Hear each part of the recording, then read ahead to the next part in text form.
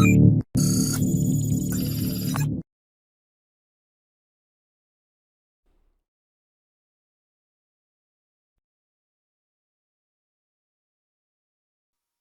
and welcome back to Stealth Security. So in today's video, we are going to look at a very useful tool called Gobuster. Gobuster is an open source command line tool. It's used to brute force directories and files on web servers. So usually when you are doing an audit of a server, if you find an open port at 80 or 443, it means that there is a web application running. Right. So the next step we will do is try and find if there are any entry points in the web app. For example, there can be a login.php or admin.php, something that can give us further entry points. We can use more brute force tools like Hydra to try and gain access. So in this tutorial, we are going to see how to find these directories as well as subdomains in a web application. So first, let's look at the help command of Gobuster. We can see that Gobuster offers us some options like DAR, which is used for directory enumeration, DNS for subdomain enumeration. Then there is fuzz for fuzzing. You can also discover S3 buckets. There are a lot of options that Gobuster gives us. But we'll be focusing on directory as well as subdomain enumeration. So let's do some directory enumeration. For that, I'll say Gobuster DAR and look at the help command for directory enumeration. There are separate help commands for general Gobuster as well as for directory enumeration or DNS enumeration. So it's very helpful to look at that before we start our scan. We can see that there are a lot of options, but the ones that we are interested in is the extensions. So we can specify file extensions to search for. This will speed up the scans instead of letting Gobuster to blindly scan the web app. Okay, so let's start our scan. And what I'm going to do is I'll say Gobuster DAR and set the URL, which will be HTTP followed by my IP address. I have a separate machine running which hosts a web server. So this is the IP address. And I need a word list. If you don't know what a word list is, it's simply a list of words that helps brute force tools to go and look for something. For example, in this case, we need a list of common directories. And I've used something from setlists, and I'll put a link for this in the description below. So basically, I've downloaded this in my local machine in a file called directories.txt. So I'm going to do directory enumeration in this web server using the directories.txt word list. Let's start it and see what happens.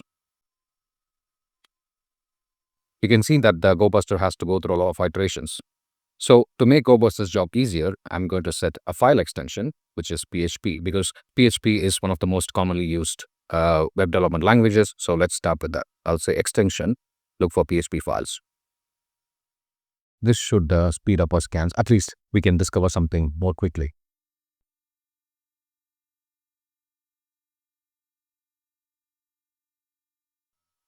So to speed up your scans, you can also reduce the time mode. Right now it's 10 seconds. You can even reduce it to 5 seconds. But let's see if Gobuster comes up with something.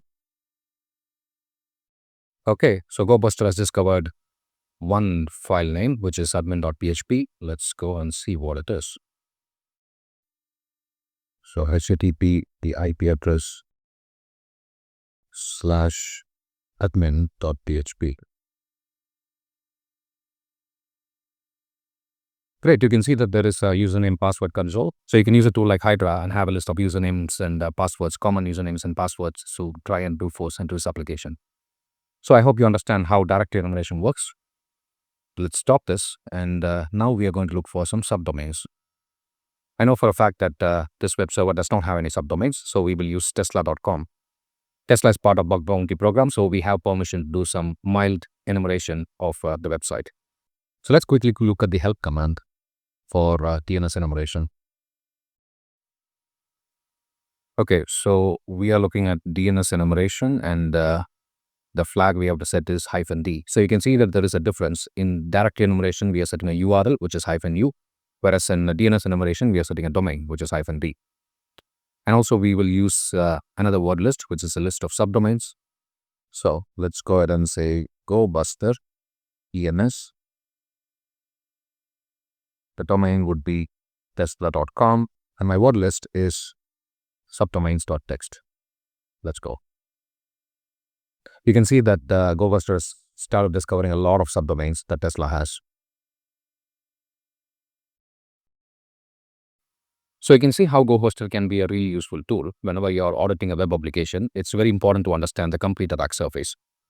You can find subdomains like dev.thedomain.com, which means there is a development application running on that subdomain, which might not be as secure as the production website.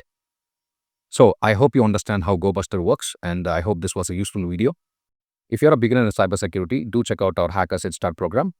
It's a 5-day program. It takes 1 hour every day, and it has 5 labs for you to go through.